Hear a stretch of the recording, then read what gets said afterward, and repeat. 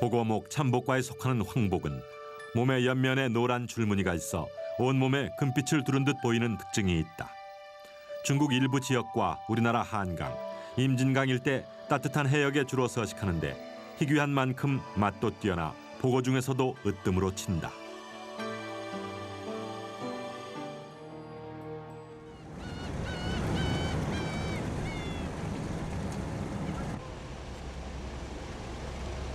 황복을 낳는 임진강의 맑은 강줄기가 서해바다로 흘러드는 길목에 강화마는 전국 최고의 황복어장. 4, 5월 산란을 위해 임진강으로 올라가는 황복과 산란을 마치고 다시 서해바다로 내려오는 황복들이 봄, 가을 두 차례 강화 어부들의 그물에 올라온다. 그전에는 양이 많았어요. 그전에는 어민들이 수입이 괜찮았어요.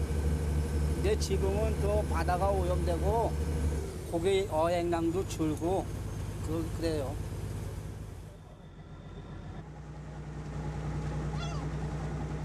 창후리에 있는 황복잡이 배는 10여 척. 이들은 대개 조리가 빠른 서해안에서 주로 쓰는 안강망으로 조업을 한다.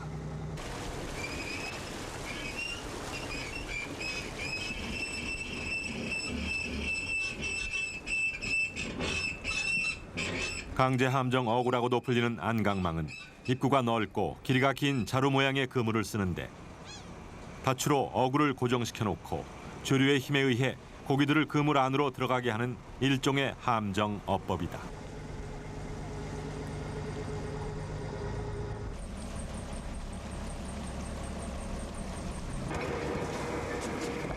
첫 번째 그물을 배 위에 풀어보지만 어째 신통치 않아 보인다. 무겁게 끌어올린 그물 안에는 기다리던 고기 대신 애꿎은 바다 쓰레기들만 가득하다.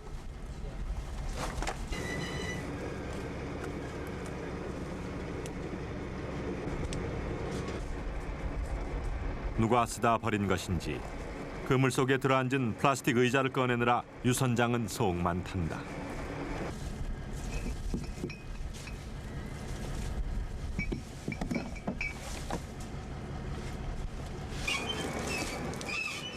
원래 이 바다는 자연산 황복을 비롯해서 농어, 숭어, 우럭 등이 올라오던 황금어장이었다.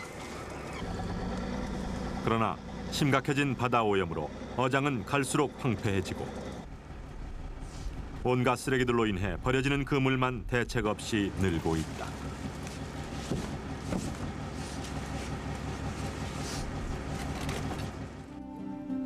보고류 중 유일한 회유성 어종인 황복. 이른 봄에 강을 거슬러 올라 산란을 하고 가을까지 이곳 강화만에 머물다 다시 먼 서해바다로 나가야 하지만 이제 이 바다에서 황복의 모습을 만나기란 쉬운 일이 아니다.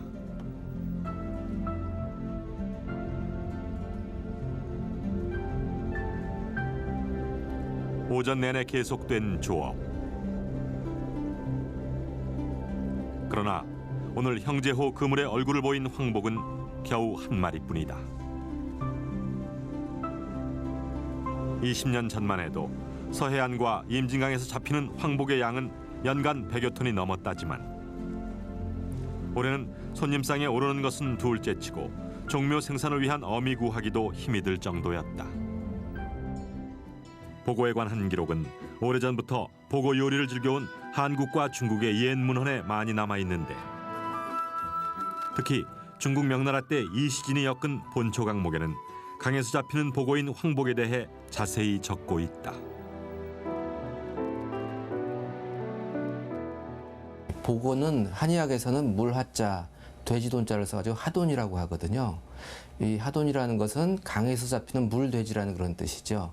근데 돼지라는 것이 그 보고의 모양을 보고 얘기하는 것이 아니라 보고의 맛이 돼지고기처럼 뛰어나다라는 이제 그런 의미를 말하는 것입니다. 2cm의 작은 몸으로 부지런히 지느러미를 움직이는 어린 치어들. 세상에 태어난 지 이제 겨우 50여일이 지난 녀석들이다.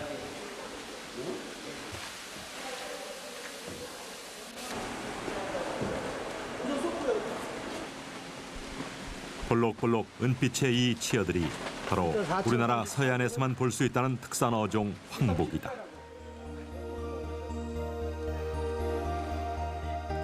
자리가 비좁아서 화라도 난 듯 잔뜩 몸을 부풀리고 있는 어린 황복들.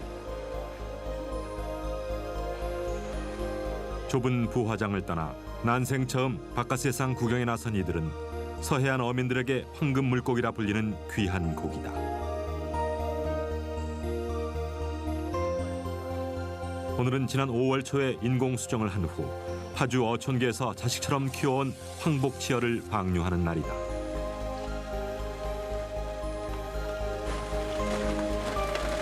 보고의 한 종류인 황복은 원래 바닷물고기지만 진달래꽃이 필 무렵이면 산란을 위해 강으로 거슬러 올라오는 회귀성 어종이다.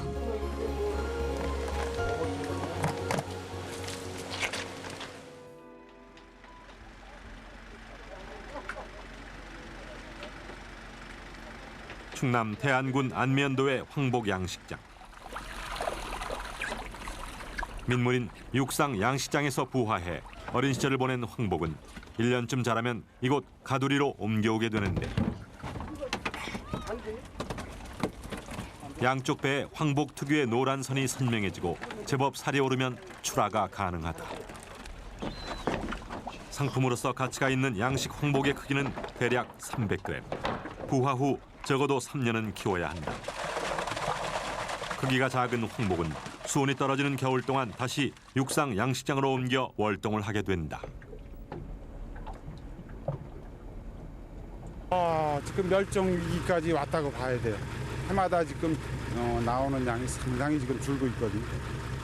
지금 거의 뭐 멸종 직전까지 왔는데 지금 방류 사업 같은 걸 좀 많이 해야지. 그러면 그게 벗어나. 그러니까 암놈이고 이거 순놈. 순놈이요. 여기 암놈. 암놈이요? 이제 알이 이제 차기 시작해서 내년 봄에 산란하는 거예요. 그러니까 겨울에 알이 만들어지는 거지. 그러면 이게 보통 1년생은 산란을 할 수 있습니까? 3년생은 되세요. 3년생은 2년도 산란이 어느 정도 되고. 양식장에서 잘 자란 황복들은 이제 임진강의 명물인 자연산 황복의 빈자리를 채우며 보고를 찾는 미식가들의 입맛을 적시어줄 것이다. 올해로 4년째 황복 양식을 하고 있는 윤황병 씨는 최근 들어 식용뿐 아니라 황복의 의학적인 효능에까지 관심을 갖고 있다. 보툴리누스 균으로부터 이 보톡스라는 그런 귀중한 의약품이 만들어져서 지금 굉장히 각광을 받는 그런 시대인데, 앞으로 그 보고독은 이 보톡스를 능가하는 그 만병통치약 수준에서 이 보고독이 이용될 수 있을 정도로 보고독이 그는 기대가 굉장히 큽니다. 보고독은 뇌질환 손상, 또 신경 손상을 치료할 수 있는 치료제, 또 뇌 손상이나 그런 신경 질환의 어떤 메커니즘을 밝히는 그런 좋은 소재로서, 도구로서 이용될 가능성이 매우 큽니다.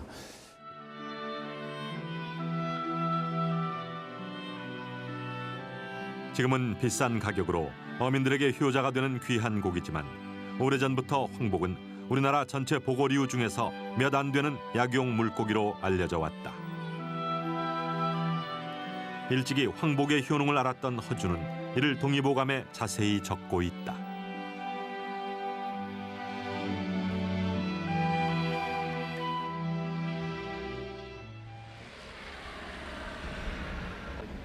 (2005년 5월) 다시 황복 산란철이 돌아왔다.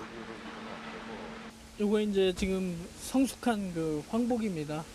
근데 이렇게 보면은 배가 이제 약간 부르고, 그다음에 이제 생식궁을 보면은 상당히 열려 있어요. 그리고 이제 살짝 두르면은 이렇게 정액이 나옵니다. 경기도 화성시에 있는 이 양식장에서는 올봄 처음으로 황복 양식을 시작하기 위해 인공 종묘 생산 기술을 배우는 중이다.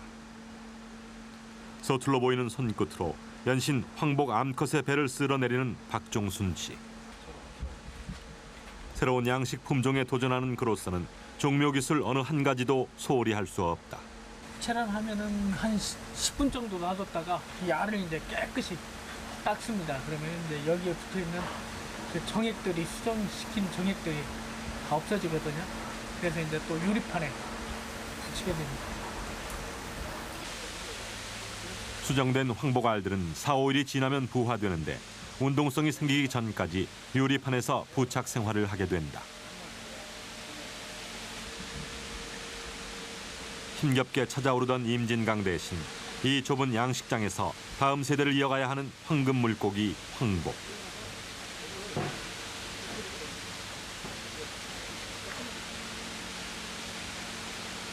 자연산 황복이 점점 자취를 감춰가자 올봄에만도 황복 양식을 새로 시작하려는 어민들이 많이 늘었다.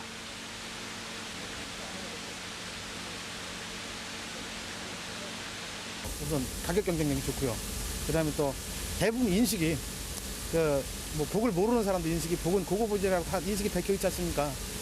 그리고 또 중국 제가 알기로는 중국에서도 국내 단가만큼이나 그네들 수준에서 국내 단가만큼이나 복이 고급 어종이에요. 그래서 이제 수입 차단 효과도 있고 뭐 수출기를 연다든지 이런 식으로 하면 수출 단가가 국내 단가보다 훨씬 비싸니까요. 지금 현재 제가 아는 국내 단가보다 한 60, 70% 이상 비싸요. 그리고 또 없어도 못 가지는 거예요. 그래서 해보려는 겁니다.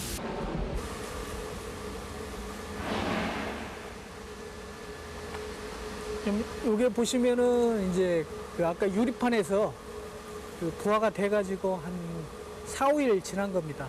근데 이제 지금 이 상태는 그 보고 새끼들이 입이 벌어지지 않는 상태거든요. 지금 이제 한 5일 정도 지나면은 입이 벌어지고 또한 이제 배에 달고 있는 그 난황을 이제 흡수하게 됩니다. 그래서 이제 그 이후부터는 그 먹이를 처음으로 먹게 되거든요. 죽음과도 맞바꿀 수 있다는 예찬을 받으며 오랫동안 사랑받아온 금빛 물고기. 비싼 몸값 탓에 서민들에게 멀게만 느껴졌던 황복은 종묘 생산으로 한 발 가까워졌고 신비한 효능을 가진 보고독은 새로운 의약품으로 주목받고 있다. 그러나 갈수록 푸른 빛을 잃어가는 바다. 고향 임진강을 향해 열심히 헤엄쳐오는 서해안의 황금 물고기 황복은 언제쯤 다시 만날 수 있을까?